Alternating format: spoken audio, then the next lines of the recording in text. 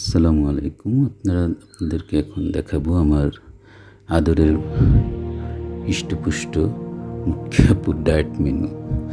এই মেনুর কারণেই মনে হলো উনি হংকং বা প্রবাস জীবন ছেড়ে আসতে চান এত কষ্টের পর। একটা গভর্নিং করে, হোস্টিং করে একজন বৃদ্ধা মহিলাকে। তারা আবার একটা ভিসা পেয়েছে, যাবে, আমার বোনও যাবে তাদের সাথে নিয়ে। তো এই আনন্দের কারণে, মানে এই সুখের কারণে হয়তো বা আসতে চায় না। মেনুগুলো কিন্তু হেভি না, ব্রোকলিগুলো খুবই পুষ্টিকর, ভিটামিন সি সমৃদ্ধ এবং অনেক পুষ্টি আছে, যা পুষ্টি আজকে বলবো না।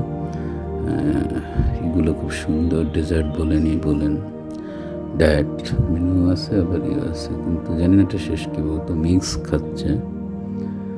নিজে কিছু তৈরি করলেও খায়, 4-5টা ডিম একসাথে করে বিভিন্নভাবে। তবে একটা জিনিস খেয়াল করতেছেন, ওদের ভেজ কিন্তু থাকে ওদের মেনুতে। এটা উন্নত দেশগুলো বা চীন, জাপান, এরা এভাবেই খেতে থাকে। জাপান রিক নামে বলতে পারি না, আমি বুঝতে পারি না, তো যেহেতু আইডিয়া নেই। একটা ফুড আছে দেখলাম, বেশ অন্যরকম। তো এনজয় করেন।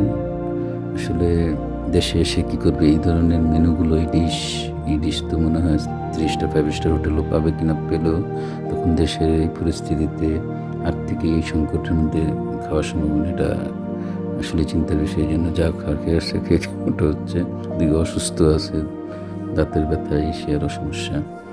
তো যাক, হয়তো বা এসব কারণে আসতে চাচ্ছে না। তো দোয়া করি দেশে সেটেল হয়ে যাক, কোনো সমস্যা নেই। একটা ভালো জায়গার বিষয় পেয়েছে, যাওয়ার পরে জানাবো আপনাদের। ধন্যবাদ, ভালো থাকবেন।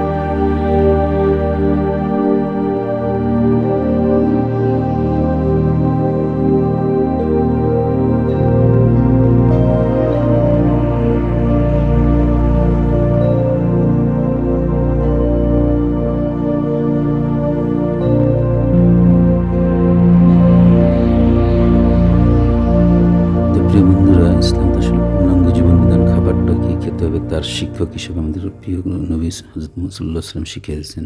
যেমন একটা উদাহরণ বলা যায়, উনি একটা জায়গায় খেতে বসলেন, গরু গোস্ত, লাউ বা মহিষের দুম্বার গোস্ত, লাউ ছিল। উনি গোস্তটা পাশে রেখে লাউটা খেতেন। লাউটা শরীরটা শীতল রাখে, মধ্যে অনেক পুষ্টি বিশেষ আছে, স্বাদও আছে, আবার গোস্ত শক্তিরও দরকার আছে। উনি উম্মতকে একটু বুঝাইলেন আর কি, তো গোস্তও খেতে হবে। তো আবার খাবার শেষে মিষ্টি খেতে, অনেক কিছু মধ্যে আছে। তো ইসলাম এবং এটা পূর্ণাঙ্গ জীবন বিধান, কোরআন যেখানে পূর্ণাঙ্গ জীবন বিধান উন্নত ধর্ম। তো দেখা যাবে একদল আমাদের এর কিছু কিছু অংশ পালন করে, যেমন এই বৌদ্ধদের মধ্যে বুদ্ধদেবরা, এরা কখনো গোস্ত টোস্ত খায় না, নন ভেজ আর কি। আর আমাদেরকে নন ভেজ বলে অনেকেই করে, গরু নিয়ে করে, যেমন কোরবানির সময় আসতেছে। তো এইসব বিষয়গুলো লক্ষণীয়। আসলে রাসূল সাল্লাল্লাহু আলাইহি ওয়াসাল্লাম সঙ্গে এবং ছিলেন, সব জ্ঞান রাখতেন, তা আমরা বুঝি। আর ওনার জ্ঞানটা হলো আসমানি জ্ঞান, কোরআন থেকে হাদিস হয়ে জ্ঞান শিখিয়ে গেছেন, সাহাবাদেরকে দেখিয়ে গেছেন।